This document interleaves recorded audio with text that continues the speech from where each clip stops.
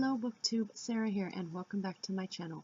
Today I'm coming to you with my weekly reads for November 19th, 2017. It is Sunday today.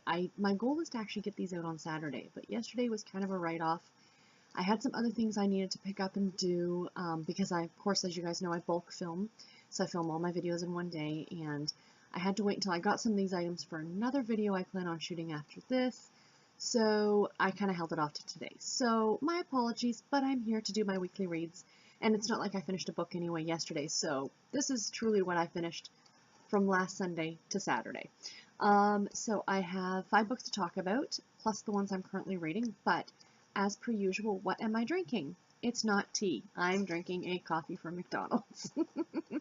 I don't know if in the States, my American friends, but right now, from November the 10th, which was just this Monday that just passed, until December 13th, any size coffee is only $1. And I bought this morning after I picked my husband up from work, and then I had to go out. My nephew was having his dedication at their church, so I went for the church service this morning. And it actually worked out well because I already had makeup on, and I think I looked pretty good, so let's sit down and record. But anyway, yes, today I'm drinking coffee, but I actually get my coffee black. And when I get home, I add like Coffee Mate or International Delights, I guess you guys would know them as. The one that I'm drinking right now, and I'm so sad because it's my last bottle, is I think it's Coffee Mate. They do a pumpkin spice coffee creamer for the holiday season, and they also do a peppermint mocha. I bought 3 bottles of each, like the bottles that are about this big, of each when I was down in the States in October, and this is my last bottle. I just opened up with the pumpkin spice, and I have 1 more left of the peppermint mocha, and they don't sell them in Canada. And I wish that I could go down and buy more, like just go to the border, because it's about 2 hours away from me. Say, I'm just going over to Target, I just need to pick up a few things and I'll be right back. I don't think that they'd allow that. Well, they might allow it, but I'd probably have to pay duties coming back over. But anyway, that is what I'm drinking, is my coffee, because I have another headache today because the weather can't decide what it's going to do, and coffee and Tylenol seems to really help my headaches, so that's a good thing. So anyway, let's jump into all the books that I finished over this last week. So as usual, I will go through these in the order that I read them in. So the first one is A Bollywood Affair by Sonali. This was narrated on audio by Priya AR. I gave it 4 stars. It has an average rating on Goodreads of 3.75 stars. And it's actually the first book in the Bollywood series. The Bollywood Bride, which I read earlier this year, was book 2. But these are all standalone. You could absolutely read them completely out of order. They do not follow any of the same characters, any of the same settings, nothing. I think it's just, I don't know why it would be considered a series, but it is. This is the first book in that series. And I was able to get 4 challenge spots for this book. But not, is that my best one of the month? Or of the week? I'm just checking here. Yes, I think it is. So, here's what I got for my challenges. This was one of my triple RC books for the month of November. It was challenge number 5, which was World Peace Day. Of course, read a book that takes place outside of the country that you live in. The second one was part of the Candyland Quarterly Challenge, and this was for task number 12, which was Gloopy, which was a friendly monster made of chocolate. Originally, he was made of molasses. Read a book with a friendly or nice character, or a book with a character that goes through a transformation. So the main character in the story really grows, like a lot of characters do in good novels, so I fit it into this one. The next one was, I talked about this one last week, the KPPM challenge that I'm doing for 1 million more pages on Goodreads. This was for week number 2, which was read a book that has an MPG romance. And I had to look to see what that meant, the MPG, because I thought, if it's anything like weird, but it's not. It's main page genre. So if you're looking at Goodreads and they give you the genres right on the main, if romance was listed as number 1, then I think 1 or 2 or something like that, you got to pick the book. So I read this one. And the last one is another challenge I've started because I have a problem with challenges. But this one I love. It's with the Triple RC group, and it is the Anti-Stress Holiday Challenge. And essentially from last Friday, I don't know what day that was in November, from that Friday until the 13th of January, every book that you read that has a holiday in it counts. That's all. It doesn't have to be a specific page length. It can be an audiobook. It can be a novella. It can be a graphic novel, whatever. It's like, because it's the holidays and we're usually also stressed, this is the anti-stress challenge. So it just has to have a holiday, and it can't be a birthday or a wedding. As they said, it has to be a holiday that a lot of people celebrate. So for this book, it was Diwali took place during this book. So that was very cool. So anyway, what did I think about this book? Okay, this book was fantastic. I gave it 4 stars. I'm so in love with this author. This is the story of Millie, and when she was 4 years old, like, she is from a little tiny village in India, and they do things very, very old world, or very old school, if you want to use that terminology. And at the age of 4, she was married to a boy who was 12, and it was common practice, like, that this is not unheard of. There was nothing weird about it. Like, essentially they were married and then were separated, and his family actually went and fled the village because his brother Samir, excuse me, Samir was being beaten brutally by the grandfather. So they ended up leaving. But this whole time, oh, and then the mother went ahead and had the marriage, if you will, annulled. I don't know if it's not considered legal anymore to do that in India, I don't think. That's what I gathered from reading the book, but I'm not absolutely sure. But Millie still thought that they were married. And she, she'd been keeping up his family home after the grandfather died, because of course they all still lived in the village, and all these things. Well, Samir's brother, the one that she married, actually ended up getting married to somebody else because he wasn't still legally married.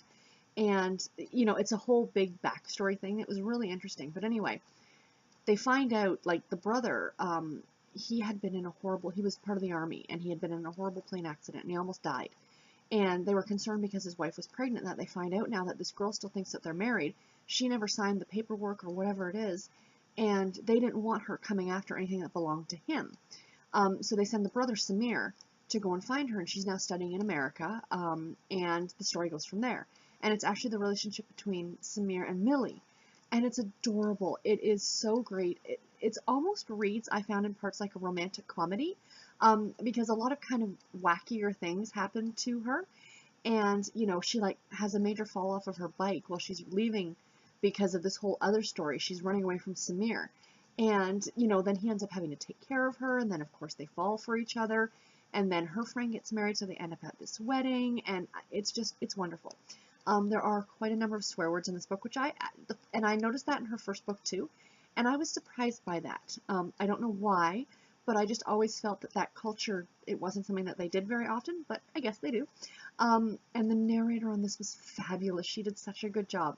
As soon as I started listening to it, I was disappointed because she didn't have an Indian accent. I think I mentioned this when I talked about this book that I was reading it last week, that I love that accent. It's so lyrical to me. It's beautiful to listen to. I could listen to an Indian accent all day long. And I was really disappointed at first, and then she started talking as the characters, and it was great because it was a great transition, so you knew that someone was talking as opposed to you being told the story. Do you know what I mean? And she did great voices for, like, the older adults. Like, there's these aunts at this wedding, and they're all nitpicking on Samir, and it's very, very lighthearted and very, very fun. And not that I'm making fun of, but there's this great Canadian comedian, and I'm sure you guys know him in the States too, Russell Peters, and he's an absolute favorite of mine, and his background is Indian as well, and he does this great impersonation of his father, and I could hear that a lot in her voice, like when she was talking for the older people, and it was so fabulous. I absolutely love this book. I'm such a big fan of this author now. I highly, highly recommend it. So the next book that I finished was Never Forget Me by Marguerite, Kaye. I gave this book 3 stars. It has an average rating on Goodreads of 4.04 stars. It's book number 1198 in the Harlequin historical series. So I have actually going to start doing this right now, like telling you guys what number it is in the Harlequin series, because I've actually started keeping track. I've created a spreadsheet, and I'm going through, and I've gone back and added all the Harlequin books I've read and what numbers they are, and it's like trying to fill it in. Now, there's no way I'm ever going to finish all the books that Harlequin has ever published. It's impossible. Not unless I live to be like 1,000 years old. Because, I mean, already, the Harlequin historical line, and this book is a number of years old, 1,198 books in that category. You know what I mean? so there's no way. But it's just kind of fun, like, fitting these things in and which books I finish, so that's why I'm going to start mentioning it. I got 2 challenges out of this book, and one was, of course, the Triple RC November monthly challenge. Challenge number 3 for featured author challenge, which you had to read, I can't remember the featured author for this month, but it wasn't Marguerite, Kaye, but they share the same last name, so I was able to use her as the author. And the other one was another one for the Candyland Quarterly Challenge, task number 23, which was, in the first edition, the pawns were wooden but changed in the 1967 version to plastic gingerbread men. Read a book with a fake or plastic character, or a book with a character that has had a hard life. This book is 3 interconnected novellas, and they all take place during World War I. So obviously these characters have had a hard life, or are having a hard life. So the first story takes place in Scotland at this castle that is owned by this very well-to-do family, and the British Army has essentially taken over the castle, and they're going to use it to train soldiers to go over to France to fight the war. So one of the soldiers who comes over, one of the commanders, he falls in love with the laird's daughter, and that's that first little story. The second story takes place in France, about the mid part of the war. So the first one takes place like at the very beginning of the war. The second one takes place midway through, and it's Flora, the character from the first story. It's her brother Robbie who enlisted, and he was injured, and he's in Paris at a club and meets this woman, and they kind of have one night together, and then they kind of don't want to part ways, and it's their story, so it's really, really nice. And then the final story is Sheila. Is it Sheila is her name? I can't remember. She was like the housemaid at this house, and she was Flora's best friend. So again, all these stories are interconnected. And they have now turned this laird, like this house, this castle, if you will, into a military hospital. Like the owners have given the property to the military to use as a military hospital. And she was a nurse over in France, and she had one night, again, with a surgeon. She didn't know who he was, though. She thought he was just a soldier, and they hadn't seen each other. And then years passed, and the war is now over, and she's working at the house now and trying to get a job as like a nurse or a nurse's assistant or what have you, and it turns out he's the surgeon. So their story kind of goes from there. It was really well written. I really enjoyed the stories. It was very, very interesting. I found a lot of it to be very technical, too. Some of it lost me when they started talking about different ranks in the military, and especially when it's the British military.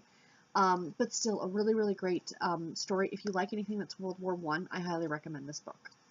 The next book that I finished, this is one that I didn't have on my list, that I haven't mentioned that I was going to read. It was kind of a last-minute pick, and that is Royally Screwed by Emma Chase.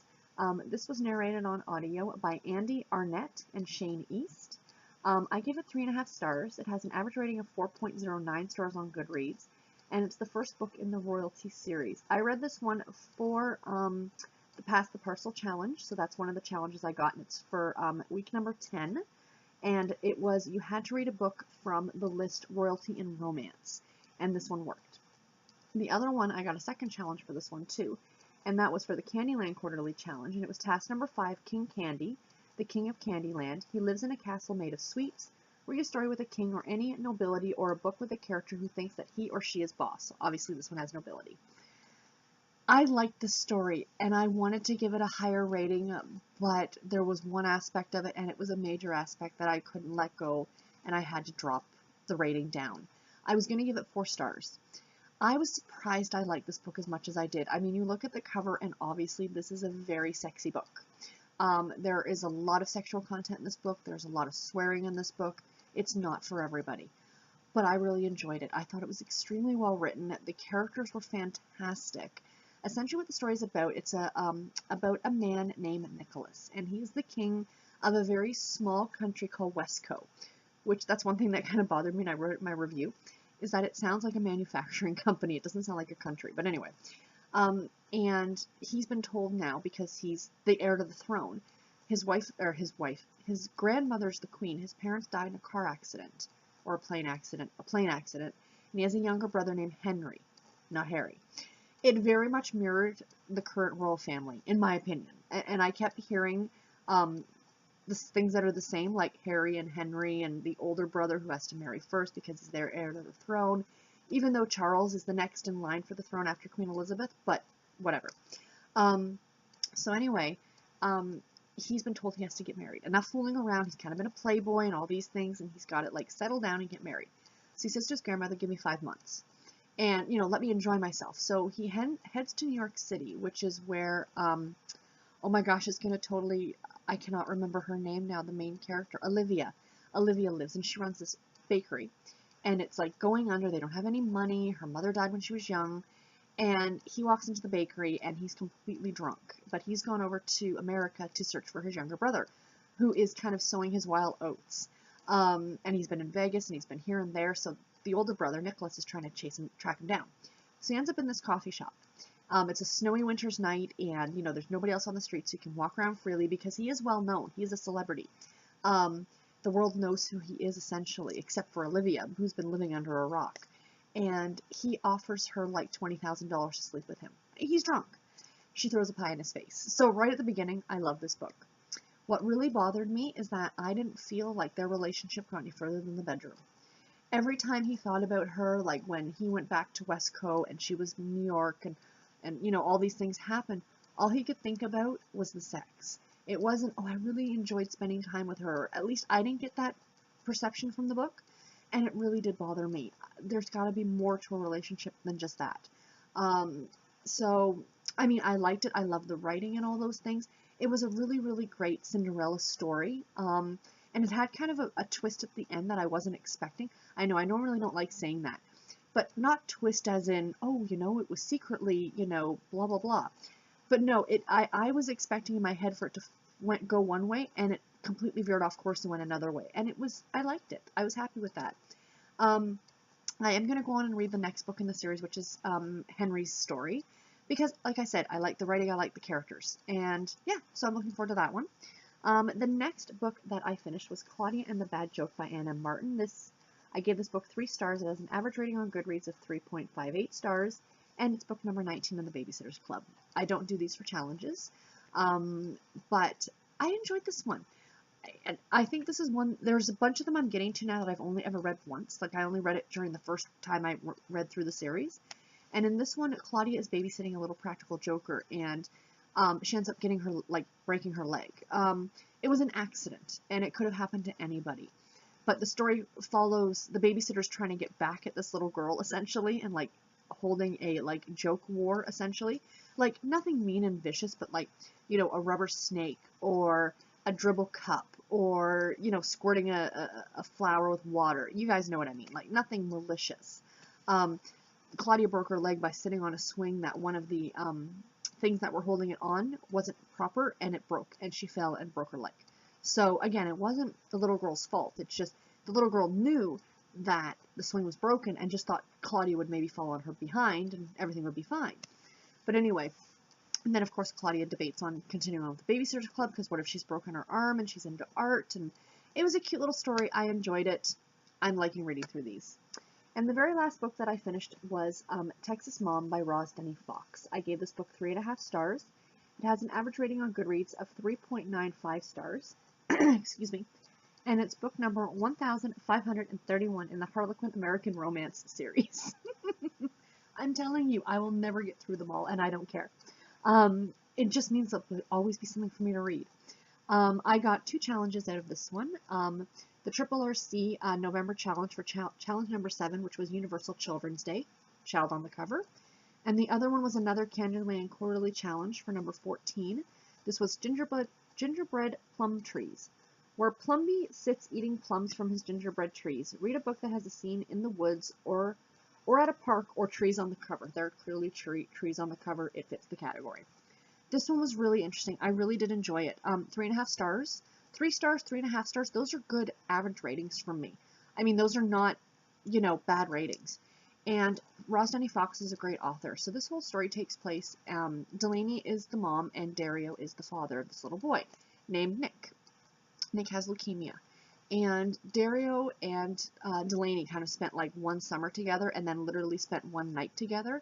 And she got pregnant, which is the way it goes in romance novels. Protection doesn't work in romance novels, no matter how hard you try.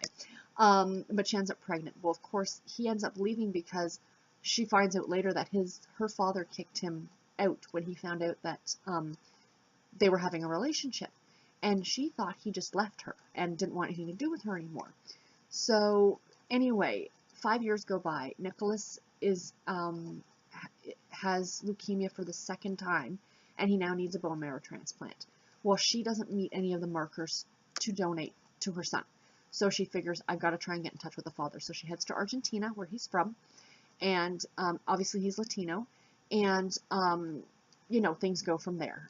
He ends up coming back to the States with her, and you know, goes through all the testing, and the whole book focuses on them kind of rebuilding their relationship and also dealing with Nick being sick. And it was so well written. The other thing I really liked about this was that there was no sex in this book. This was a clean story. And, you know, they did spend one night together in the same bed, but nothing happened. It was more a comfort thing, like, you know what I mean? And I really, really liked it. I don't mind sex in a book. It doesn't bother me. Obviously, you guys know that. But it's kind of really refreshing when you get one of these books, and it's kind of expected to be the norm that there's going to be one or two of those scenes in these books, and that doesn't happen. And it's really nice, because I don't think it fit with the story. They should be more concerned with their son than with their own needs. Do you know what I mean? But it had a happy ending. The ending was a little cheesy, let's be honest, but I still really, really enjoyed it, and I highly recommend it. So what am I currently reading? I am currently listening to The Strawberry Hearts Diner by Carolyn Brown. This is being narrated on audio by Brittany Presley. It's okay. I'm not 100% in love with this story. I'm not quite done it yet. I'm about 60 or 70% of the way through it. I'm hoping it's going to get better. I just feel like nothing's really happening. And I'm a little disappointed because Carolyn Brown is a really great author, and I really do enjoy her. It's about a woman who, her car literally catches fire in the Strawberry Diner parking lot. She used to live in this small town, and she kind of immediately gets hired on by the diner because they need a waitress, you know, the way fate works. And it's kind of just the day-to-day life in this small town in Texas. And, you know, there's this con man who's kind of come to town, and he wants to buy the town. But, you know, all the residents figure that he's just up to no good. So it's a good story. It's entertaining. It's just not over the top great. I expect more from this author. And again, I'm hoping it changes more towards the end. We shall see. The narration on it, though, is really, really good. I am enjoying that. The book that I'm currently reading, my ebook, is Thanksgiving Protector by Sharon Dunn. This is a love-inspired romantic suspense novel. It's number 635, and it's the first book in the Texas Ranger Holiday series. I'm reading this one as part of Sissy's Facebook group for the romance readers, not romance readers, the Harlequin reading group. I'll put a link to the group in the description box below. Every month we read a different Harlequin book based on a theme, and this one's really good. It's a Christian romance, so of course it's clean, and it's about a woman who is a border patrol agent down at the Mexico-Texas border, I think. Yeah, Mexico-Texas, and then he is a Texas Ranger, and they are kind of hunting this mafia cartel kind of guy. And there's a baby involved that her informant, a woman, she has a 6-month-old, and the informant is killed right at the very beginning of the book, and she actually leaves custody of her daughter with Kaye, who is the Border Patrol agent, and Austin is the Texas Ranger. So I'm about 40% of the way through this book so far, and I'm really enjoying it. It's not bad. And lastly, my Babysitter's Club book that I'm currently reading is Kristy and the Walking Disaster, which is book number 20. I haven't started it yet because I just finished Claudia and the Bad Joke a couple days ago, and I've been reading and doing some other things, so I haven't picked this one up to start it yet, but of course I am looking forward to it. So, what am I going to be knitting this weekend, or what have I been knitting this weekend, because it is Sunday now. Have I showed you guys this bag before? This is like my new favorite knitting bag. It's got the Golden Girls on it. I am a huge Golden Girls fan. If you could not tell, I have Sophia sitting right there in my Funko Pops. But yes, I just love this bag. So anyway, excuse me, I'm working on a pair of fingerless mitts for myself because it is bloody cold in my office and my hands always get cold. So I figure a pair of fingerless mitts is perfect because I can type and still keep my hands warm. So I literally just knit on these yesterday. So this is from yesterday. I've got my little Sophia stitch marker in there. Can you guys see that? Isn't that adorable? But yeah, so I've already put the thumb on hold. Let's put this on to show you guys. So there. So that's what I've gotten done since yesterday. I plan on actually finishing this knit today. It should not be a problem. I have a few more rows to do, and then I do some ribbing up here just to tighten it up a bit, and then I've got to do the thumb, which will take 3 seconds to do. But yeah, I love the pattern on these. Isn't that pretty? And isn't that yarn gorgeous? So these will be great to keep my hands warm at the office. I absolutely love them. So I should have them done in the next few weeks, because I'll show them to you guys as soon as I get them done. So yeah, so that's pretty much about it, guys. Thank you so much for staying tuned to watch. Oh, speaking of knitting, I am actually wearing a knitted piece around my neck right now.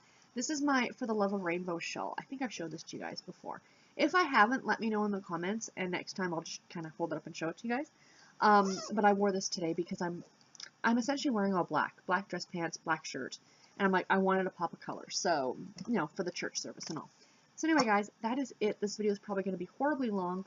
I do apologize if I know a lot of you are like, we like your longer videos, and I appreciate that. You have no idea. But, you know, I did this in part to keep these shorter, but I'm kind of glad that I get to talk about these books a bit more and give you guys a bit more information, because that's the whole point, in my opinion. Anyway, guys, that's it for me. Stay tuned this week. I've got 2 fun videos coming up I'm going to be filming next. One is a announcement video of some stuff coming to the channel in December, and the other one is going to be my second book haul for November. So stay tuned for those. And until my next video, guys, take care and happy reading. Bye.